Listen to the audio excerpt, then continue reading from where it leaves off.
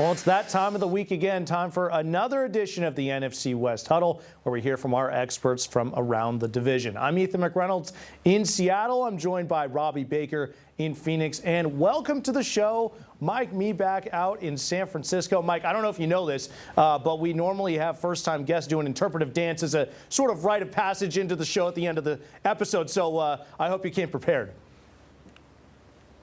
Okay, yeah. You want me to let me put the IFB down? You want me to do that now, or end of the episode? You know, we want to get to the meat of the episode first. Oh, end of the episode. Yeah. So we'll okay. Then I'll just open up by saying thanks for having me.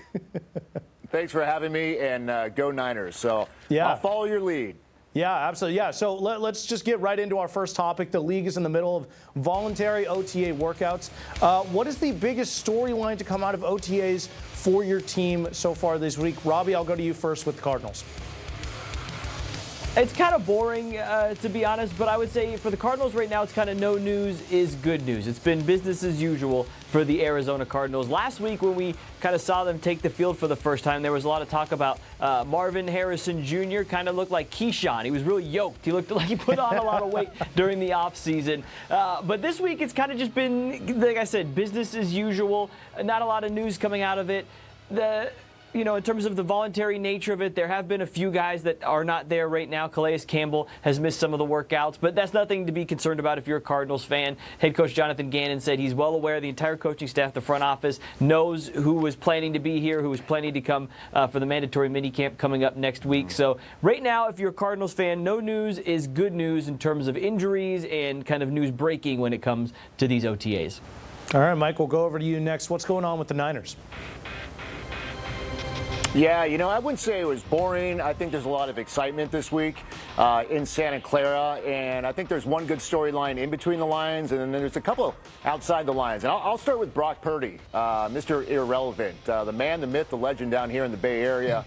Look, he just signed that big contract, so there's a lot of eyes on him, not just across the league, but right here in the San Francisco Bay Area. And guess who was the only vet to participate in 11s this week? And that was Brock Purdy.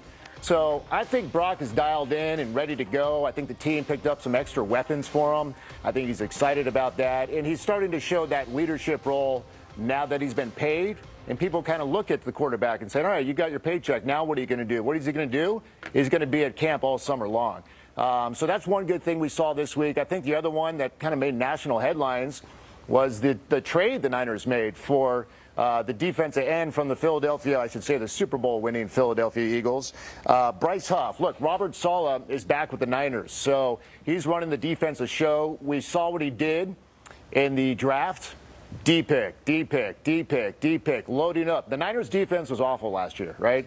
So the emphasis now is to get Nick Bosa some help on the line. They did that in the draft. They did that with this trade. So he didn't participate in any practice, but he was, he suited up. He was on the sidelines getting some work in. So it was good to see him out there. If there was the biggest storyline, I think it's, someone familiar with the LA Rams, and that is the veteran presence of a new receiver. And that receiver yesterday, I was like, he's 6'1", 210. I didn't know DeMarcus Robinson was 6'1". But DeMarcus Robinson, man, he's had a great week for the Niners. The veteran leadership that he is showing. And Brock Purdy was on the mic just yesterday saying, look, this guy, honestly, and I won't quote him, but he said this guy did not mess up. He's dialed in. He knows the playbook. He's ready to go. And we've got a young core of receivers. So to have him with the Niners this year is exciting. We saw the excitement just this week. Well, yeah, for moving on to the Seahawks, not a huge surprise, but unfortunately it's the quarterback play, specifically with Sam Darnold. On Monday, it was the first day of OTAs that was open to the media, and Darnold on that day reportedly didn't have a great day. It was highlighted by throwing 2 picks in a 3-play sequence in red zone drills. Head coach Mike Macdonald was asked the next day on a radio interview whether anything other than an injury could lead to Darnold losing his starting spot. Macdonald said, quote, "You guys are crazy." He absolutely backed his new signal caller, similar to how he defended Geno Smith throughout all of last season. Now, a lot of comparisons have been made to 2012 when the Hawks signed veteran Matt Flynn in free agency and then drafted Russell Wilson in the 3rd round. Seattle not only has the veteran free agent to play that role in Darnold and a 3rd-round pick in Jalen Milroe, but also Drew Lock, who has familiarity with the franchise and has been taking snaps with the second team. So a couple of, options behind Darnold if play does not back up the contract. The one difference is how McDonald is handling it compared to Pete Carroll. Pete came in saying every single spot has to be earned through competition. He held that same tune throughout his entire tenure in Seattle. That opened the door for Russ back in 2012. McDonald taking the exact opposite approach, at least when it comes to his quarterback here in the summer in June. So very safe to say that no matter how many picks Darnold throws in June with no pads on, he'll still be set to start for the Hawks against the Niners in Week 1. All right. Let's move on to our second topic. What's the biggest key for your team to win the division this year? Mike, you're up first with the Niners. Not to steal a line from Top Gun, but I'm going to go with speed here, man. Speed is key for the San Francisco 49ers. I mean, look, they were slow. I mentioned defense was terrible last year. Part of that was because they were slow. I think on the offensive side, they were slow compared to 2 years ago. And I'll point to Christian McCaffrey. I mean, the Offensive Player of the Year in 23 was awesome. I mean, that breakout speed was phenomenal. And that's why he won that award and had such a great season. And then he had the injury last year. And then when he did come back, he just wasn't himself. And when he slowed down, I feel like the rest of the team slowed down. He was here this week, so he wasn't going 100%, but he was out there. So I'm excited to see the speed and Christian McCaffrey come back. Obviously, Kittle and Juice aren't as fast as him, but then we do have, again, those young core of receivers on this team. And so I think with Brock Purdy having more weapons at his disposal, get them the ball and then go. Right? So on the offensive side of the ball, you got to have that speed. And the same could be said for the defensive side of the ball. And I think we got faster in the offseason. As long as we stay healthy, we're good to go. And I think speed is the key for the Niners. And I'll just throw in there a little extra credit here, but special teams, my guy. We can't get much worse than we were last season. Catch the punt. Right? Hold on to the ball. Kick the ball through the uprights. Little things that will make a big difference for the Niners this season. Yeah, I mean, the speed of those skill position players is definitely something that made the Niners not very fun to play against the last couple of years. I'll go next with the Seahawks. I think it's the same as it's been the past few seasons. The biggest key is the offensive line. It's really not that complicated. It's been a problem for the better part of a decade, and it was very prevalent last year with Geno taking 50 sacks, good for third in the entire league. Pass protection is important, but even more so is being able to run the ball, something the Seahawks have not been able to do very effectively the past few years. Seattle hasn't been in the top half of the league in rushing yards per game since 2021. In the last 2 years, they've been in the bottom 5 in that category at less than 100 yards per game. It's just not going to get it done. Now, there's optimism that the line will improve with the new coaching staff coming in, with adding first-round pick Gray Zabel to that offensive line. He's going to be the team's starting left guard Week 1. Barring anything unforeseen. But there's also a very realistic possibility that it's the same story for the Hawks and that Sam Darnold can't mitigate some of the problems up front like Geno Smith was able to do.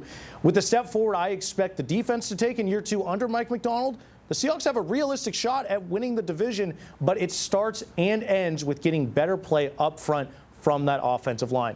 Robbie, I'll go to you next. What about the Cards? What's their biggest key to winning the division?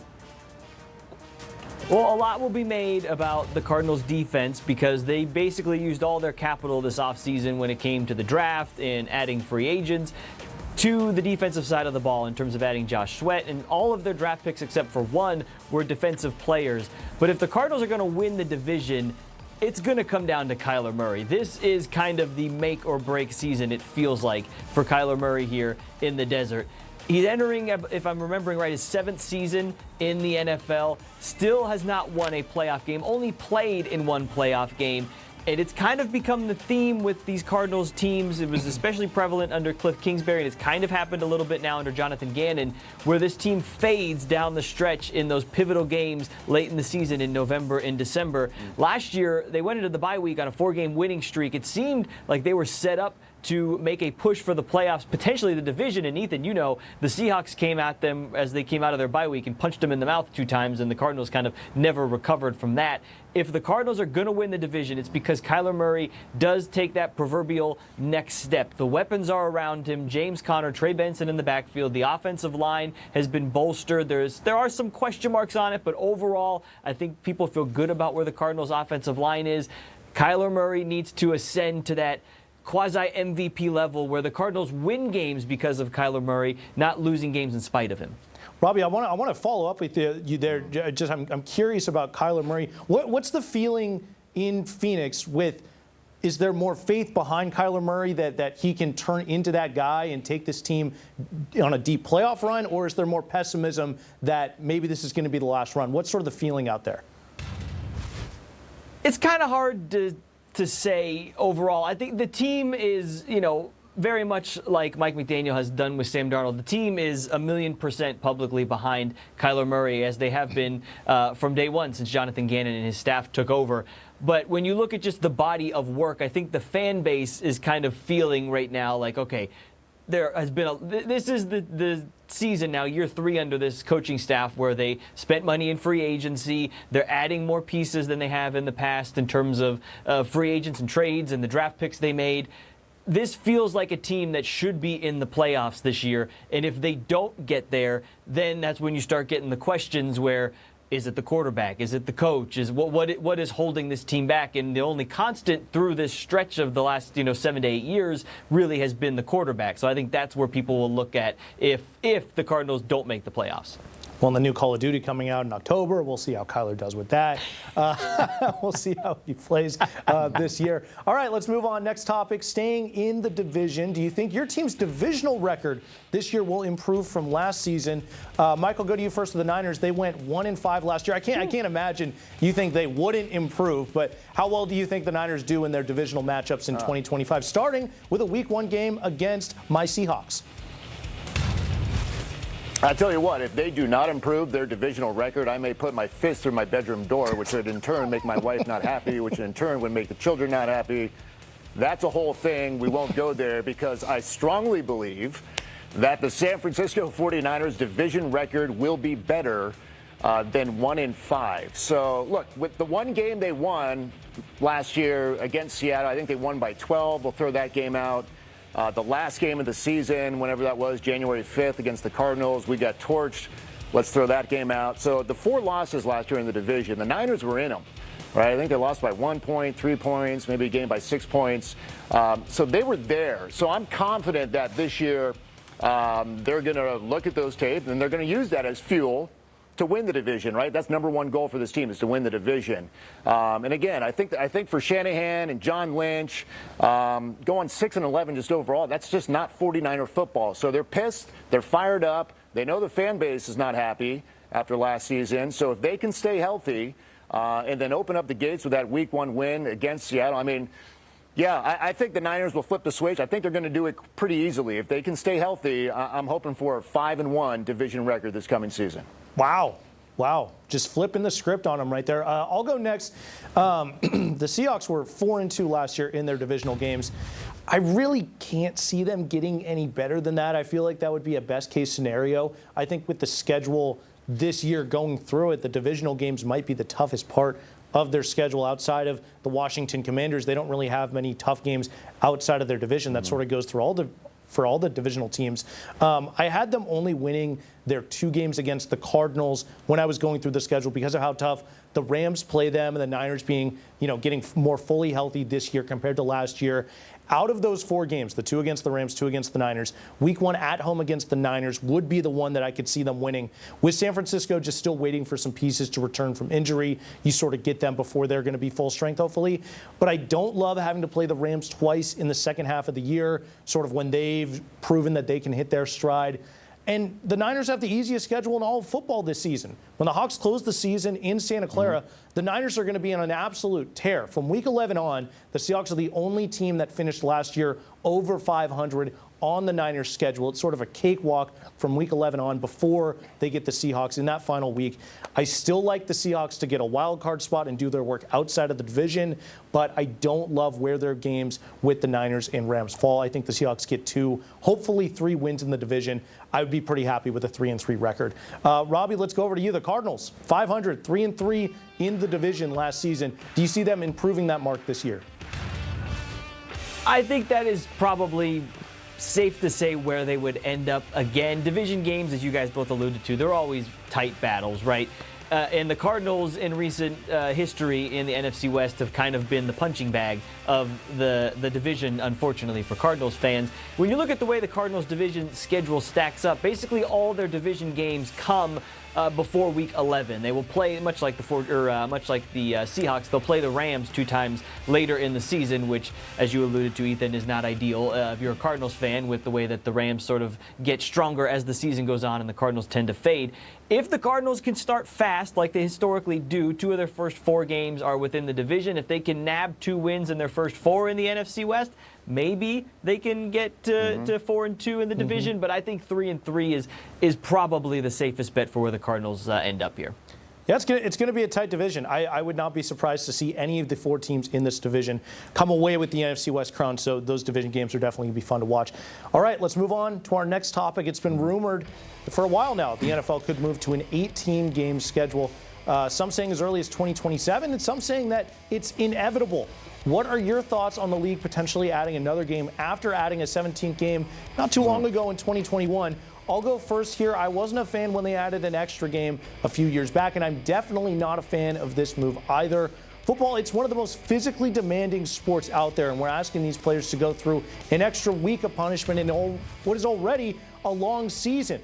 Other than trying to make a few extra bucks, I really don't see any reason from a competitive standpoint to add another game. The 17 games is more than enough for teams to show that they deserve a playoff spot. I don't really see any teams that could win the Super Bowl missing the playoffs just because they didn't get an extra game to try to prove themselves, win a tiebreaker or whatever, get into the field. I just don't see enough added benefit other than the bottom line for NFL owners that would outweigh the additional physical punishment that the players have to endure. I will say one thing. If you do add the 18th game, add a second bye for the love of God. Please. These players need rest if you're going to add more games. Robbie, I'll go to you. What do you think about all this? Adding another game, what's your take? Well, I mean, you said it all right there, Ethan. Let's just call a spade here. This is going to happen, right? Because there's money on the table. The 18th game is going to be streamed on, directly to a chip in our head or something someday. Like, this is where this is all going. More games in more places, sent out to more people, played in different countries. The NFL just keeps expanding and keeps expanding. And they've already basically swallowed up the entire sports calendar. Adding an extra week would probably mean adding another bye week, like you said, Ethan, which basically extends the schedule. Probably you're pushing the beginning of March, and you're starting to encroach on the March Madness territory of college basketball, and the NFL would probably be fine with that. Then you're basically rolling from that right into the combine, right into the draft. There would never be any gap, as if there was one now, in the NFL schedule. I don't get it. I think you add another game, whether you add another bye week or not. What happens if you're say the Ravens, and by the time you get to the playoffs, Derrick Henry he's got nothing left. Then what's the point of the playoffs that you got to? The Chiefs the last season, their offensive line was banged up. We see this happen year after year. There is a sense of luck that needs to happen if you're going to make a run to the Super Bowl, because you have to be healthy, the chips have to fall in place. But adding another game adds an extra variable where your team may not be at 100% at the most critical time. But like I said, there is millions and millions and millions of dollars at stake, which means the billionaires that make these decisions will say, yes, I would like a few more millions to add to my billions, so they will likely add this 18th game if I had to predict. Well, when we're talking about billions, I feel like the owners aren't really thinking about the players. And, it's a grind for them, but it's also a grind for these fantasy football owners out there. An extra week, I'm already exhausted by week 12. I don't know if I can do an extra week. But, Mike, what do you think about the league adding an extra 18th game to the schedule eventually? Yeah, you guys hit the points. I think it's a joke. I think it's ridiculous. I'm on the side of the players, but as an old general manager once told me, no matter what story you're on of the day, just follow the money, right? That'll lead you to the end of the story. So this is a money-driven idea. I think 17 was a money-driven idea. Just looking at the schedule for the Niners, we have a late bye this season. So I'm worried about just staying healthy, trying to get to that bye.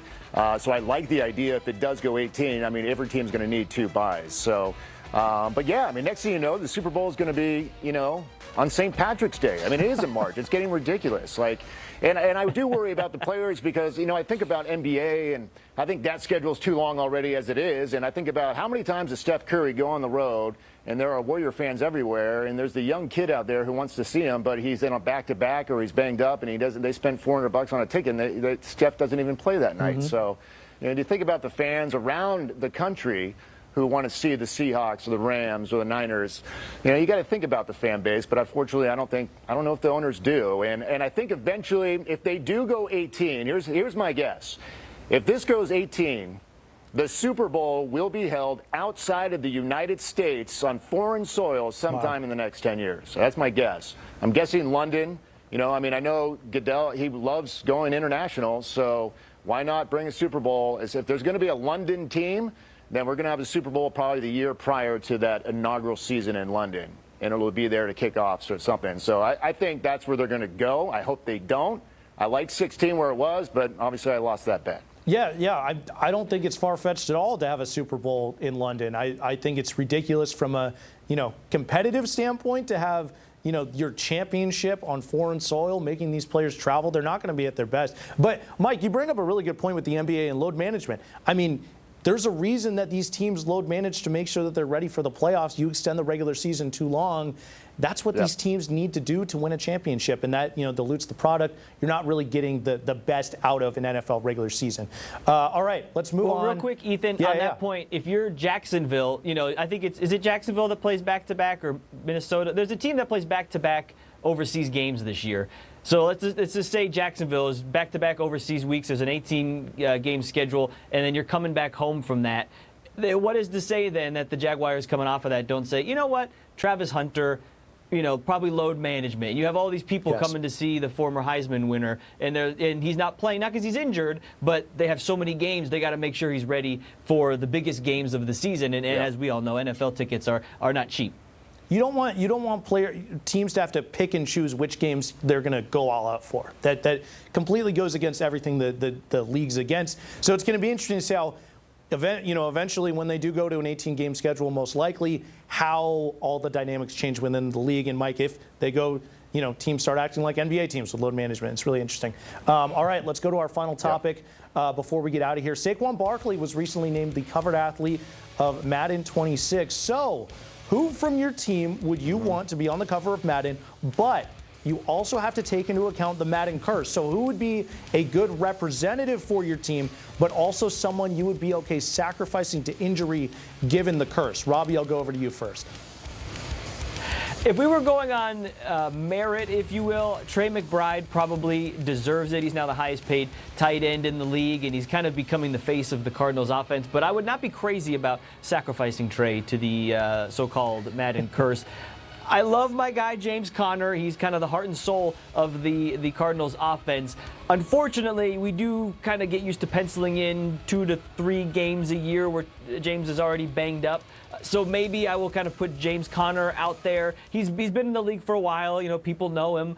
Great story coming back from cancer in college to get drafted by the Steelers and find his way to the Cardinals. So I will say James Conner in the curse angle because there is unfortunate likelihood he may miss 2 to 3 weeks anyways from injury. Yeah, I was sort of thinking the same thing. On merit for the Seahawks, I'm going with JSN, Jackson Smith, and Jigba. He's one of the best receivers in the league last year in a breakout second year. I think he'd be an awesome representative from the Seahawks to be on the cover. If we're going with the curse angle, my first thought with my producers down in the sports department was Ken Walker. This last season, he was so banged up, I couldn't justify giving him to you guys in a sacrifice. I did not think he contributed enough on the field, so I am going to go with JSN, both on merit and who I would have to sacrifice. Losing him would not be easy whatsoever, but with the new offensive staff's emphasis on running the ball, bringing in a fullback into the new system, I think losing a wideout out of all of the positions that I could choose from would probably be the position I would want to lose if I had to pick. My other options, I was thinking of Leonard Williams, Devin Witherspoon that could deserve it via, on merit. I really don't think the defense could weather the storm without either of those guys. We saw the defensive line without Leonard Williams in the middle of last season, and they were hurting. They have a lot of depth there, but Leonard Williams just does so many things, from stuff in the run to rushing the passer from the interior. And Devin Witherspoon is just all over the field. He's so integral to what Mike McDonald is doing, disguising coverages and making sure that quarterbacks can't pick them apart in the secondary. So out of those guys, it really pains me to say it. I think it is JSN for my pick. Unless you guys let me get away with saying Pro Bowl punter Michael Dixon. I mean, he's sort of a weapon back there. I'll sacrifice him. I think he'd be awesome on the cover. Make history as the first punter cover athlete ever. It could be fun. Hey, punters are people too. Punters are people too, okay? Yes, they are. They are. Mike, I'll go over to you. Who's your Madden cover athlete from the Niners? Well, if you're going punter, then I'm going to go alumni. I'm going to put Sweet 16 Joe Montana on the cover because he can't get hurt. He's already hurt and banged up, and he got his 4 bowls. We haven't lost a Super Bowl with the man. I got married on the 16th because of him, so I want Joe Montana on the cover of Madden if I really had a choice. Now, if I had to go active player, as you gentlemen have brought this to my attention, I would say I would love to see George Kittle on the cover of Madden with the hair flowing, maybe jumping over the Golden Gate, catching a ball. Number 85 for the San Francisco 49ers. I think he's got the respect of all the tight ends in the league, of a lot of the players in the league, and defensive players especially. It's hard to say that because you wanted to keep him in play. We all saw what happened to Christian McCaffrey, and he fumbled in the first quarter in the Super Bowl against the Chiefs, and it just went kind of downhill for him since then. So, but if I had to go active, I'd go 85. I'd throw George Kittle up there. There we go. Yeah, there are our Madden cover athletes. A lot of fun. All right, that's going to do it. Mike, you're lucky. We ran out of time, so no interpretive dance, unless you want to, be my guest. But you are off the hook. That's going to do it for us. Maybe next time around. There we go. Thank you for having me again. It was fun. We'll have you back on here for sure. That's going to do it for us here on the NFC West Huddle. You can catch us every week covering the latest news from around the division. Thanks for watching, and we'll see you next week.